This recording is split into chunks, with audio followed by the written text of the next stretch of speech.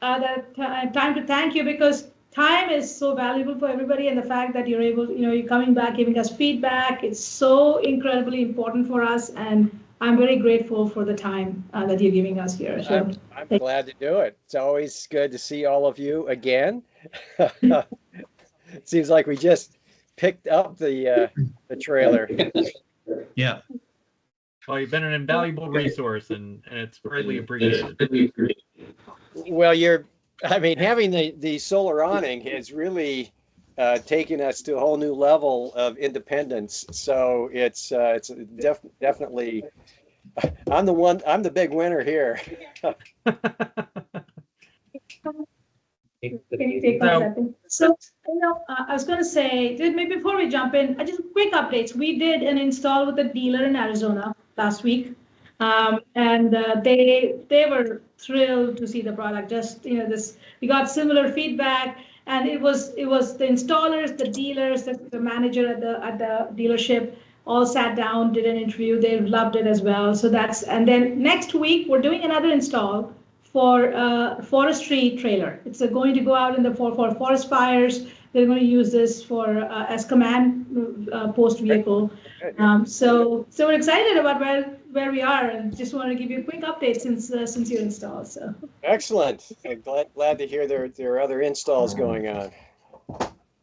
For sure. Yeah, it's moving so quickly with new dealers coming and onboarding with us, and ramping up delivery in the product, and other pre-order customers like yourself and new customers. It's happening very quickly. Yeah, I'm not surprised. There's a lot of interest, like I indicated, when we're parked there. A lot of people, we can see them going by, and they all stop and stare and take pictures, and then people come up to me and say, "What is that?" It should say Exponent Solar on it. It just says Exponent. Sure. Well, what kind of reaction are they having? I mean, is it just that they're noticing the awning and they think it's a different kind of awning, or do they even know that it's solar until they get up to see it? So I think that most of them suspect that it's more than an awning, and they all comment on how well made it is. And I mean, there's one person that thought it was just an awning and said, "Well, that's got to be the best made awning I've ever seen. Tell me how it works." And I said, "Well, it's a solar panel. It's 50 little mini solar panels that all fold up." And he was impressed. But most of the people figure out it's a solar awning, and they say, "Wow, that's really cool. Where'd you get it? And what do you think?" And so they're very intrigued, and I think that they're all recognize that it is a really good thing, and that it's something that they'd like to have. And then they start asking about the price, and I say, "Well, you got to talk to those guys about it, but this is what I did, and they're different.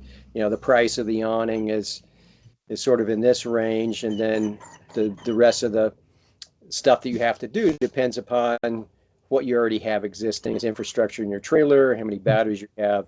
And I think that a couple of years ago there was very little understanding. And that whining you hear is my dog in the background that says, "Take me for a walk," instead of talking. So just try to ignore her. So I think that there is a growing recognition of the benefits of solar, and I'm seeing more and more manufacturers sort of provide starter panels and upgraded batteries and the different things, and people recognizing that solar is a hell of a lot better than going with a noisy generator. And they say, "Well, how often do you have to use your generator, and what can you run on that?" And hang on just a second. It's actually in an RV right now. Yeah, that's one. So the dog decided they needed to brush their teeth, and I don't think she needed to brush her teeth. Yeah, so I'm seeing a real upsurge in recognition across the industry of how good solar can be, and just how powerful it can be, because people really didn't even consider that you could run your air conditioner, your microwave, and everything off of solar without turning on the generator. And there was one guy that was saying, "Oh no, my generator runs off of diesel and it's really quiet and it's no bother." And I said, "Why sit there and smell that smell and feel the Sure. vibrations and do that when it can be totally silent? All you're hearing is birds chirping and the wind blowing and life is good. Get rid of that stinky, smelly diesel generator and get into the future because you're going to really enjoy it." Yeah, I'd be curious to So know have with you those turned on folks the, how many, are familiar in some way with solar already, if they're using it on their RV or at home, especially out where you are, an earlier adopting area. I think maybe a little more cultural familiarity for sure. But I've noticed coming into the RV industry and talking to folks, it reminds me of early days in residential where they know what it is, they have a lot of doubt, but they don't understand the possibilities, like you said. They may think getting a couple of panels offered by the manufacturer, by the dealer, they don't know what that translates into. And then they get frustrated and they Yep. don't understand why they can't power all this extra stuff because they Yep. don't, you know, you don't know what you don't know, but they don't understand the broader context. There's an Yeah. educational component. Yeah. So 2 years ago, I'd say that the understanding of solar was about 5%, maybe of people that you'd talk to in the RV campground, and it's going to be a lot different depending upon which which campground or RV park you go to as Sure. well. There's, I mean, I would, I'm looking out here. My guess is that there's like, okay, the one to the left of me's got four 200-watt panels probably on their roof, and the one in front of me does, and so I'd say 2 and 5. Yeah.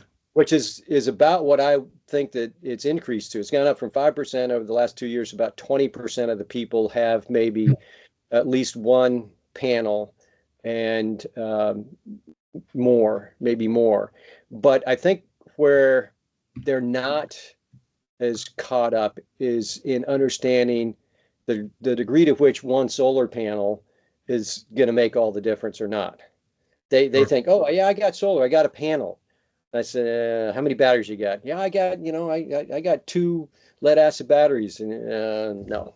So, sort of let me explain. You really need 400 amp hours of battery power to really start to break into it. And I said, I think you really need at least 600 watts, if not 800, to start with. And I would recommend that when you get to 2000, then you're really sort of, you never have to look back. Sure. And so I said, what you're going to find is it's difficult to find real estate on your roof unless you have a really, really big camper, and they, often have a lot of vents and satellite dishes and air conditioning, dual air conditioning units up there. So this ability to put a solar awning on the side and have it take up a very small amount of real estate and yet to put out 1200 watts, I said, is unbelievable, because you would, okay, so let's say you're going to put up a 200-watt panel and that thing's 24 by 48, Yep. or in that range, depending upon which one you buy. Then need you're going to need to have 6 of those up on the roof, and that is going to take up a lot of room, and you're probably Yep. not going to have that. So in one fell swoop, you can really dive in there with this product and put the whole system in. And yes, you got to make sure you got the batteries. Yes, you got to make sure you got your inverter, and you got to make sure you have your management system. And by the way, the Victron stuff is absolutely fantastic. It's just pick it up wirelessly, and I can look at the power output, performance, what the total amount that's been used, total amount of power, current state of the batteries, everything I need is right there at my fingertips, which is super great. And how has the Xpanse been performing in comparison to the rooftop?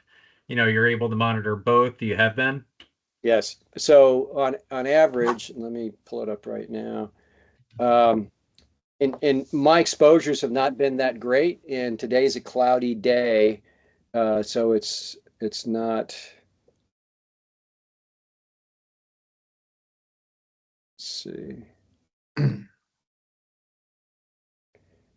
Yeah, so it's a cloudy day and it's putting out 450 watts compared to the rooftop PV, which is 680 total of potential, which it'll never reach. It's putting out 114 by comparison. So Oh, wow. so yeah, so normally what I'm seeing is in full sun, it's about 2 to 1, but when it's marginal conditions, and now we're basically 4 to 1, which shows you that the Xpanse is substantially more efficient at harvesting energy from marginal conditions than the ZAMP panels that I currently have. Sure. Well, slightly better azimuth and probably a little bit more exposure time. It's the bifacial. I think it's also bifacial. So bifacial, it can pick up diffuse light from the back. So, when it's cloudy, you also get all the diffuse light coming back from the backside. And I think it's probably that. Also the fact that we have more of a shade tolerance because every panel has a bypass diode. So it tends to be, so if you have shading on the roof, it's going to drop the entire panel. Doesn't happen with us. Yeah. Yeah. So I think that ability to not have a problem with shading of one panel is huge. It's really, really good. And that will make a big difference up when we move it up to our property in Mount Shasta in another month. But here there's no shade whatsoever. It's just sort of a hazy gray day. I mean, it's fully out there. There's nothing obstructing it. If it were a bright day, we'd really see the difference. But I'm really surprised that the rooftop PV is basically 110 and the Xpanse is 440. Yeah. Now that seems similar to what you experienced when you picked it up on the day of the install as well. Yep. So good to see that there's still consistency there. I'm curious too, Andy, when you. Sorry, go ahead, Nagendra. I was just going to ask a quick question. In the 3 trips that you were there, did you turn on the genset at any point? No. Your genset? No, I haven't used the genset at all. And the other interesting thing is this is a plug-in site, and the first time at Morro Bay was a plug-in site. We didn't plug in. And the people next to us said, well, you're at a plug-in site, but you're not plugged in. Why? I said, we don't need to. Well, yeah, but don't you have this and that? And and the sun goes down and said, listen, I got 6 lithium-ion batteries. They don't even blink putting in 8 hours without sun. And when these babies come back up, they're going to fully charge the whole system up before I have lunch. I said, yeah, I'm not worrying at all. I can crank everything up. I can leave all my lights on. I can be completely wasteful. I don't need to plug in. I don't need to turn on my generator. I'm completely self-sufficient with this setup. In fact, Andy, you can start charging other people for charging. Yeah, I should start that site to the grid. I'll work out a deal with PG&E. There you go. That's good. I like it. I'll start making money off this. Just a couple of extension cords. Let them plug in and charge their phones and stuff. Oh, okay. Yeah, that could work. So overall, in your use of the system, I guess beyond the production, anything else you can share with us in terms of how it worked? Did anything confuse you or did not work as expected? I know there were the fuse issues that we repaired for you as well. Did that come back? So anything else like that you could share? So other than that one incident, which I really think was because that fuse wasn't seated, right, and it just popped up, and just when I pushed it back down and really twisted on it, it clearly locked in a way that it hadn't been before. But no other issues, and it's been great. super easy to use. I haven't actually used the anything off of my phone as far as Xpanse or Exponent goes, but I mean everything is just the three Victron devices that I look at. Otherwise, I just go to the control panel mounted here, and the lock button on top is a little obscure and hard to find. But once you know it's there, then it's not, and it seems to be a pretty simple operation.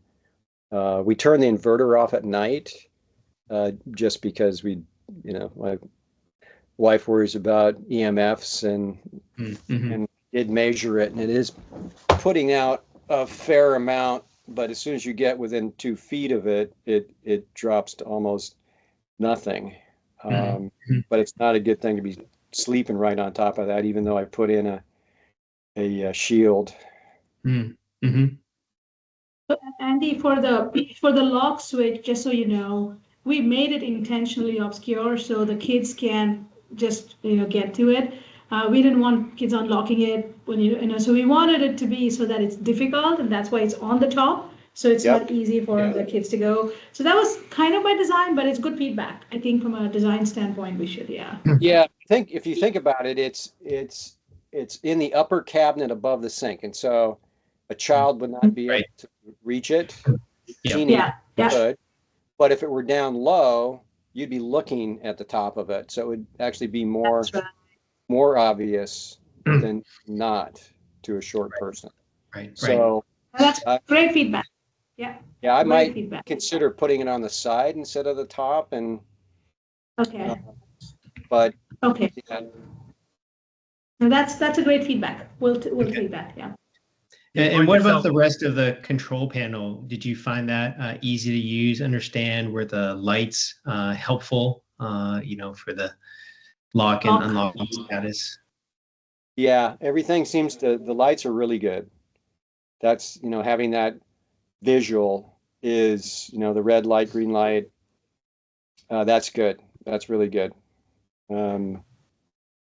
Yeah, it seems to be pretty intuitive and easy to use. It gives, just enough information without information overload. Great. And then you said that you didn't use the phone app, the Xpanse mobile app much, or do you? I haven't used it at all. Let me try and explain. And by using, I mean not just in operating the open close, but also in seeing power generation or battery status. Did you use the parking assist tool at all? Nope. So I'm putting in Xpanse or an Exponent in my look for app, and I'm not finding I'm not finding an app. The app that I'm using on my phone is the Victron. So I've got the smart shunt, and then I've got the controller. So I've got controller for each one that gives me information, and then I got the smart shunt that gives me state of charge. So yeah. Okay. We need to understand why that is the case, but next time we connect with you, we'll make sure that the app is set up correctly. Officially in the Apple Store now. So when they gave the system for you, we set you up on test flight, but we are now officially in the Apple Store. Test flight. So what's it called in the App Store? Exponent. Exponent. Yeah. Exponent power. That said, if you download it now from the App Store, you may have some configuration. The next time you're online, if we know, we can probably update your system if you want to use it with the App Store version of the app. Why wouldn't I just be able to download and use it right now?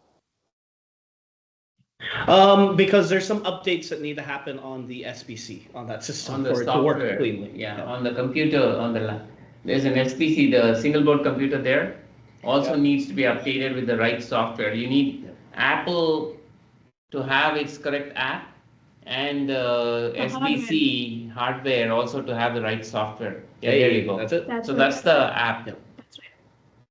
Yeah, so we need both to be in sync, then it will work correctly. So we'll probably have to check that once with you. So So if I click on link as owner, it's not gonna connect. Correct. Yep.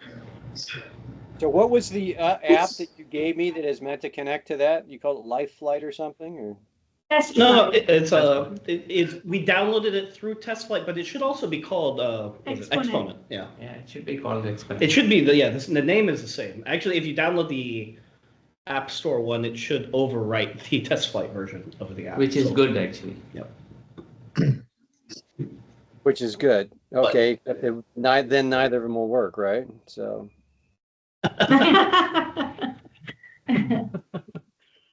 so hang on. Yeah, so I think. So I got Test Flight, but that came up as soon as I clicked. Yes. Yeah. Yeah, if you press install there, then once it installs it, then that app will work with your system. So Okay, install. but that said, the feedback is good.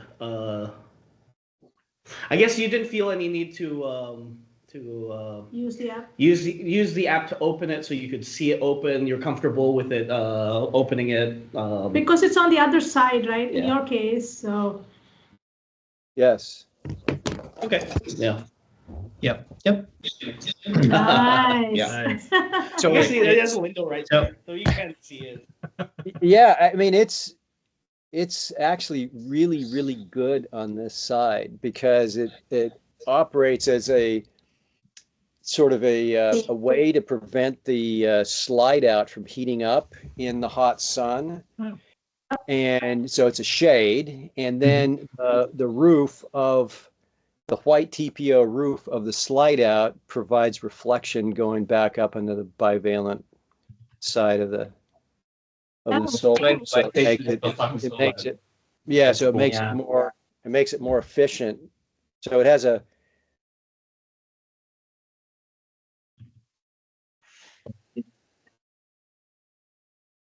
Oh, I think we lost him.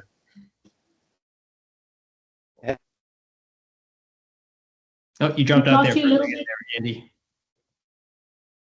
We can hear you now, I think. Okay, we still connected? Yep. Can Yeah, you we're hear us? connected. We're connected. Can you hear us? Test. I Test. can't hear us? hear anything anybody's saying at this point. Oh, Nobody we at can all? hear you. We can hear you. We can hear you. No, I'm not getting any sound right now. Shoot. Temporarily went Text. on and then off, and saying all everybody is unverified and I can't hear anything. So If you want to text him don't know to what's chat going from the on. chat. So tell him that we can hear you.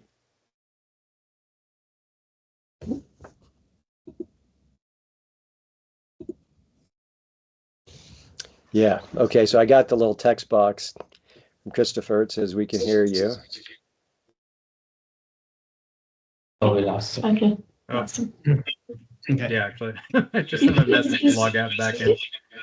Yeah. Is there a question? Any other question that we have on the list? Yes. Yep, there's still some more, but without the app stuff. Okay. I don't think we should run on the app anymore. Yeah. I think we got Yeah. feedback. So what? So, One of the other questions that we had, Andy, was, can you hear us? I can hear you now. Okay, great.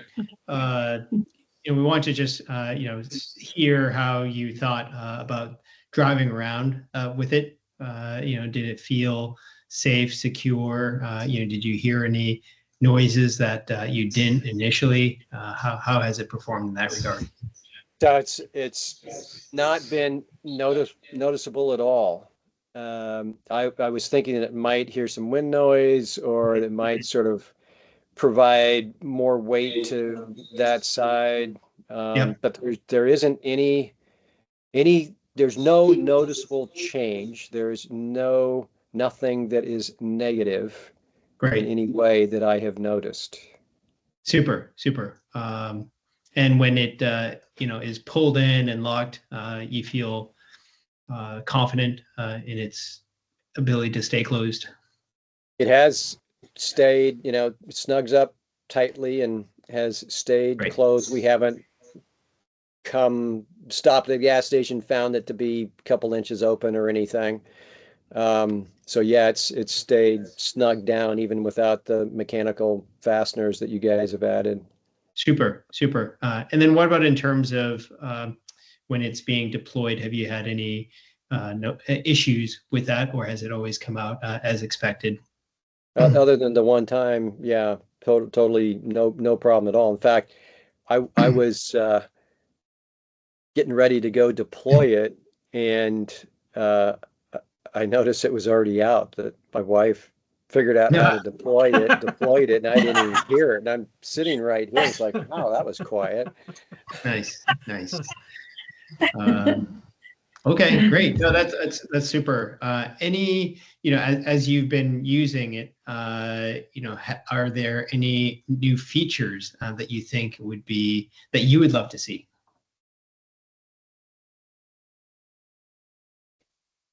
Not really. I mean, it works really well, and yeah, Speakers in the arms, misters, flashing LED lights for your, yeah, can give me a back rub, I guess, but. But by the way, Andy, have you used the LED light strips that are under the awning? Yeah. Have you turned them on? Yes, they're very nice. They work well. It's not harsh. It's just a nice quality of light, and typically we don't turn them on that side because that's the side where the other people have their area. So it's in our off side. But when we were showing the neighbor the awning, it was at night, and so I turned them on, and they look great. Nice. Awesome. Super. And I had a quick question. Do you pull it in at nighttime? Is that because it's not producing energy? Do you pull it in at night, or do you leave it open? No, but I've thought about doing it if it were raining or foggy or whatever. I might do it. I definitely, when we leave it up there in Shasta, I'll bring it in just to avoid bird shots and pine cones and sap and dirt accumulation. And and so far everything looks really clean. But if I notice it's starting to get a buildup of dirt on it, I'll probably start bringing it in. Yeah. Well, I would say a little light rain, could help with, removing some of the dust on it. Obviously, if it's a torrential downpour, you probably won't want that, because of other obstructions that might, fly into it. More so because not because of the waterproofness, but more because of that. Yeah, one of the features you could put into the software would be at the owner's option that it would stow automatically at night. There we go. This is your reminder here. You told him exactly. It's music says. I needed the customer validation. It was 25 on the list of priorities. Now it's suddenly shot up to number 1. Yeah, because I'd probably use it if I didn't have to, think about it and manually push the button and everything. If it just took care of itself, that would be great, fine. Yeah. The exponent just went to bed. Great. Yeah. That's what Chris is planning to buy an RV. His feedback to me was, if I had this unit, that's a feature I would want, where I could just turn it on. If I want to, I have ability to turn it on. What time it goes in, what time it goes out. If you have that setting in there, it allows you the ability to do that, right? So, you can even light sensor, and then when the light falls below a certain level, we can just automatically close it also. Yeah, I mean, it's Then it's we- pretty easy to come up with a close. As soon as you Yep. stop generating any power, Yeah. it could close. That's a great idea. That's a great idea. Yep, yep. And then, yeah, then you just need some kind of a light sensor, which would be pretty simple. As soon as you get enough light, it pops out. Or as soon as it Yeah. energizes. Yeah. Yeah, auto deploy is really good because if I were to even manually bring it in, my thought is I actually want it to come out automatically to be able to start getting sunlight as soon as possible. Yeah, if you're sleeping Okay. late or you're up making breakfast and coffee, you don't want to be Damn thinking about right. deploying Exactly. it and you missed an hour or two of production That's for exactly sure. right. Yes. Were you in any scenarios where the wind sensor tripped? No. And no? No. Now you've been out short. Like, how long are you going out for? Is this a couple of days at a time, or have you gone for anything extended yet, or that's going to be the Shasta trip? Yeah, 3 days at a time is the most we've done. Actually, that's not true. We were down the first time we went down to Morro Bay. We were down there for a week, and so Oh. and it was raining. We didn't even put it out until it stopped raining. Right. And we had a north exposure, and it was cloudy, and we were still, cranking out the power. Nice.